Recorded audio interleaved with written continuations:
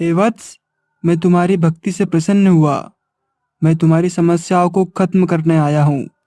तुम गणेश चतुर्थी के दिन एक बालक को 56 भोग कराना। तुम्हारी सारी समस्याएं खत्म हो जाएगी। बांदीपुर गांव में गोपाल नाम का व्यक्ति और उसकी पत्नी राधा रहती थी। वे बहुत गरीब थे। उसकी धार्मिक कार्यों में अधिक रुचि थी और वह गणेश जी का अनन्य भक्त था।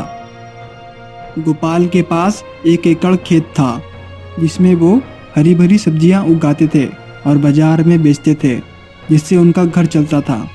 ए सब्जी ले लो, सब्जी ताजी ताजी हरी भरी सब्जी। गोपाल जो भी पैसे कमाता था वो राधा को देता था। राधा बहुत कंजूस थी, पता नहीं फिर भी उनके पास पैसा नहीं बचता था। एक बार गोपाल ने खेत में भट्टे लगाने के लिए बीज बोए थे और कुछ समय बाद उसमें भट्टे लगना शुरू हो गए। गोपाल खेत में फसल देखने जाता है। फसल देखकर गोपाल खुश हो जाता है। अरे वाह, इस बार की फसल तो एकदम मस्त हुई है। राधा बहुत खुश हो जाएगी। मैं ऐसा करता हूँ, कल इन सबको तोड़कर मैं बाजार ले जाऊँगा और आते आते राधा के लिए नई साड़ी भी लेता आऊँगा।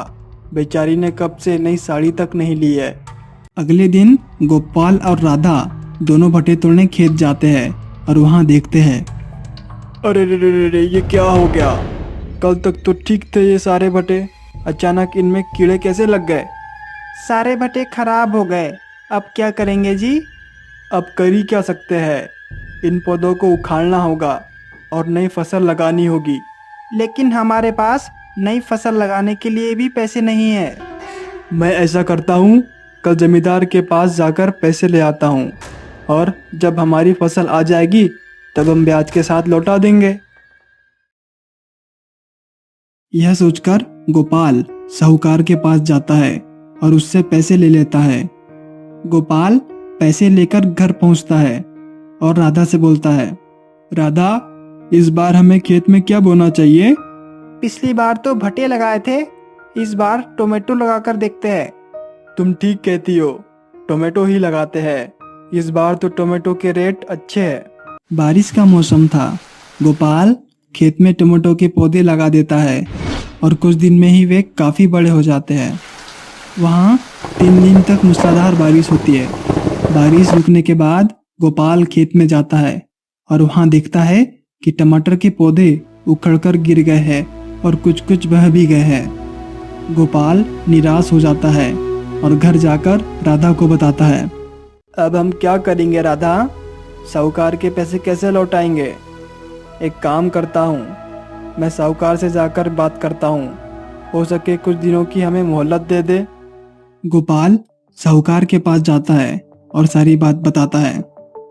मैं तुम्हें केवल 1 सप्ताह की मोहलत दे सकता हूँ, वरना मुझे तुम्हारे खेत पर जबरदस्ती कब्जा करना पड़ेगा। गोपाल उदास होकर लौट जाता है और घर जाकर चारपाई पर लेटे लेटे सोचता है, अगर हमारे पास खेत ही नहीं रहा तो हम अपना पेट कैसे पालेंगे?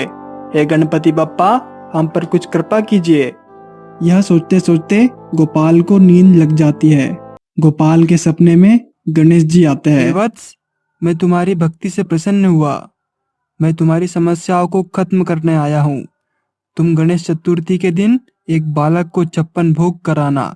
तुम्हारी सारी समस्याएं खत्म हो जाएगी। गोपाल सुबह सपने के बारे में राधा को सारी बातें बताता है। छोड़ो जी, क्या तुम भी सपने पर विश्वास करते हो? ऐसा होता तो हमारे जीवन में किसी भी प्रकार की कोई समस्या नहीं होती।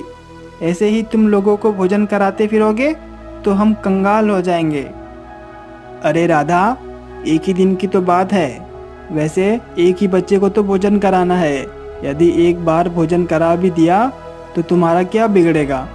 गणेश चतुर्थी तो आने दो, जबकि तब से देखेंगे। आखिरकार कुछ समय बाद गणेश चतुर्थी आ ही जाती है। तुम्हें याद है ना, कल हमें एक बच्चे को भोजन कराना है। कल तुम पड़ोस से एक बच्चे को ले आना, ठीक है? राधा मन ही मन सोचती है, किसी एक बच्चे को ही तो भोजन कराना है, चाहे वह छोटा हो या बड़ा, क्या फर्क पड़ता है? मैं एक छोटे बच्चे को लेकर आऊंगी जो कम भोजन खाएगा। अगले दिन राधा पड़ोस से एक छोटे बच्चे को भोजन के लिए ले आती है और राधा बच्चे के सामने 56 भोग की थाली लगाती है। बेटा, भोजन ग्रहण करो। बच्चा पल भर में ही भोजन से भरी थाली चट कर जाता है और कहता है, माँ, भोजन बहुत स्वादिष्ट बना है। मुझे और भोजन खाने की इच्छा हो रही है। राधा, रसोई से जाकर और भोजन ले आओ। इस बच्चे को भोजन काफी स्वादिष्ट लगा है। आखिर बच्चे भगवान का ही तो रूप होते हैं। राधा बालक को भोजन परोसते जाती है और बालक भोजन खाते जाता है।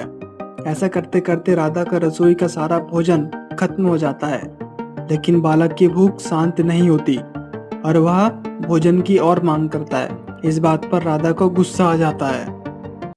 अब तुझे क्या दुख? रसोई का सारा भोजन तो खत्म हो चुका है। माँ, भंडार घर में दाल चावल और गेहूं रखा है, वो सब भी ले आओ। राधा, मुझे तो यह कोई चमत्कारी बालक दिखाई पड़ता है, लेकिन अतिथि तो भगवान का रूप होते हैं। ये जैसे कहता है हमें वैसा ही करना पड़ेगा। बच्चा वो भी चट कर जाता है। हे प्रभु, मैं जान गया हूँ, तुम बच्चे के भेष में मेरे प्रभु गणराज हो। तभी बच्चा अपने असली रूप में आता है। प्रभु हमें क्षमा कीजिए। हम अज्ञानी मूर्ख आपको समझ नहीं पाए। पहचान नहीं पाए। माँ, भोजन खिलाने में कैसी कंजूसी? तुम्हें सिर्फ एक ही बच्चे को तो भोजन खिलाना था और उसमें से भी तुमने सबसे छोटा बच्चा चुना। इसलिए मैंने एक बालक के रूप में आकर तुम्हें सबक सिखाना चाहा। कभी भी किसी भी अतिथि को भोजन के लिए बुलाओ तो कंजूसी ना करो, बिना कपट किए भोजन परोसो। इतना कहकर गणेश जी ने उन दोनों को आशीर्वाद दिया और अंतर्ध्यान हो गए। अगले दिन गोपाल खेत जाता है और वहां देखता है कि उसकी बही हुई फसल फिर से लग चुकी है और उन फसल को बेचकर वो सबसे पहले साहूकार को पैसा लौटाता है और घर आते आते राधा के लिए एक अच्छी सी साड़ी खरीद लेता है। और गोपाल और राधा हंसी खुशी अपना जीवन व्यतीत करते हैं।